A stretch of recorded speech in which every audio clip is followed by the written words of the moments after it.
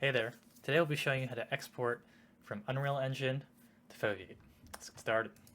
Alright, here we have our Unreal Engine scene.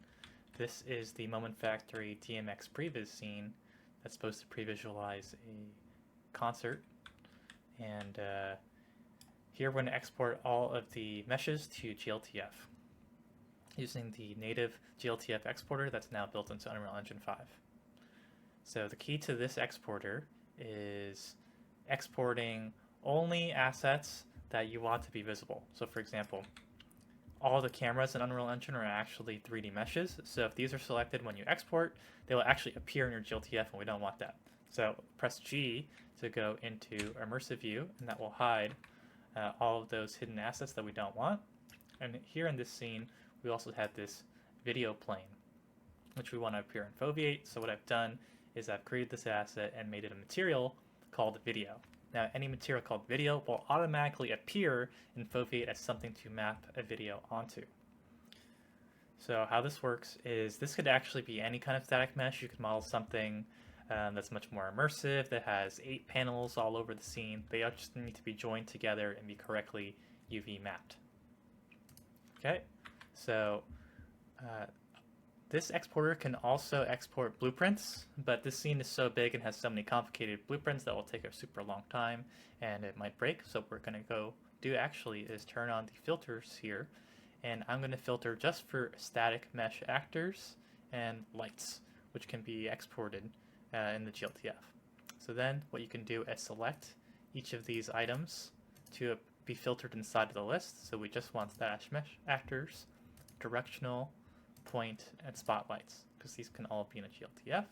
Then what we'll do is select everything inside of the outliner, not in your 3D scene, because this will ignore the filtered that you just applied. And then we're going to go to File, Export Selected. Then we're going to pick from this drop-down GLB, and that's the binary format of GLTF, which is much smaller. It has all the textures embedded inside of the model, so everything stays correct as you export. Then we're going to pick our file here. I'm just going to overwrite this one, mfprevis1, double click that, replace, and then the GLTF options will appear here. Now you can leave most of these to the defaults. The important ones to change will be the following. I'm going to turn on export proxy materials and then turn off all of these settings in the middle. These can create artifacting, which we don't want. And we'll keep emissive strength. Set bake material inputs to simple. Sometimes if you use mesh data, that kind of mess things up and textures will get broken, so I like to use simple. We're going to make the textures 1K just so this file is smaller. And then leave level of detail at 0, so the highest quality meshes. Turn on mesh quantization, because this can make the file smaller as well. And then we're going to change the texture image format to JPEG. Image quality 85, so there's a little bit of compression. If you do PNG, it's technically higher quality, but the file sizes are so big. And then we want to export lights as well. We can turn off this flag, so we don't want the hidden stuff. And then we don't need the cameras in our case. So I'll press export. The material baking settings are what makes the exporting out of Unreal the longest. So if you keep it on simple like we did and smaller texture sizes, then it should export a little bit faster. We'll just open Foveate. We'll make a new scene. We can call this Unreal Concert Previs. And then we'll go to our File Explorer here. Take our exported GLB, drag and drop it on top. And then you'll see it says Asset Optimizing. And this is optimizing that GLTF so it's smaller, compressing it, uploading it to the server, and then rendering it into the scene. Bam. Alright, and you can use the same controls as in Unreal, WASD-QE to fly around, left click to orbit, which is slightly different, but then here we can go to our scene settings. You can either click any of these buttons or use the hotkey CXC. X is for scene settings. And then I'm going to change the field of view to be a little bit wider. I'm going to turn off the grid visualization here. And then we also have this selection of cube maps that can automatically change the lighting in our scene. Okay, so now we have this. We can go to this point of view here from the booth, press the blue button to add our first moment.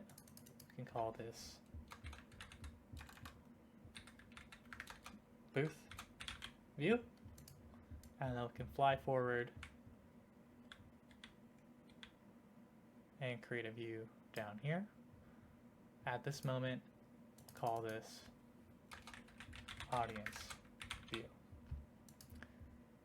Alright, so now someone can just press play and they can use our moments just like a slide deck.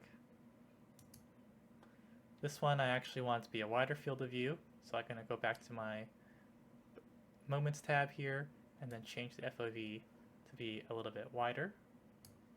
We have some Z fighting from the mesh here, just means that these meshes were too close together when they got exported. And then let's add a video to this scene. So we'll take this MP4, Foveate takes MP4s, OGVs, WebMs, what have you, drag and drop that in. That video is being uploaded.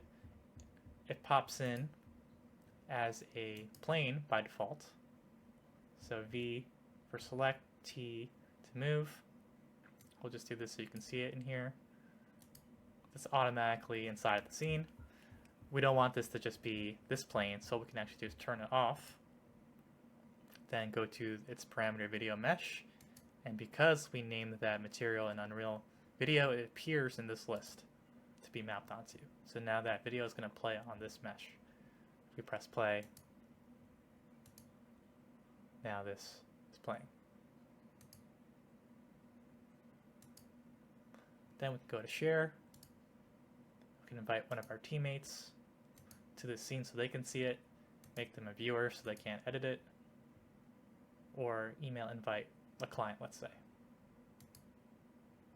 Alright, and that was a short overview of how to export from Unreal to Foveate.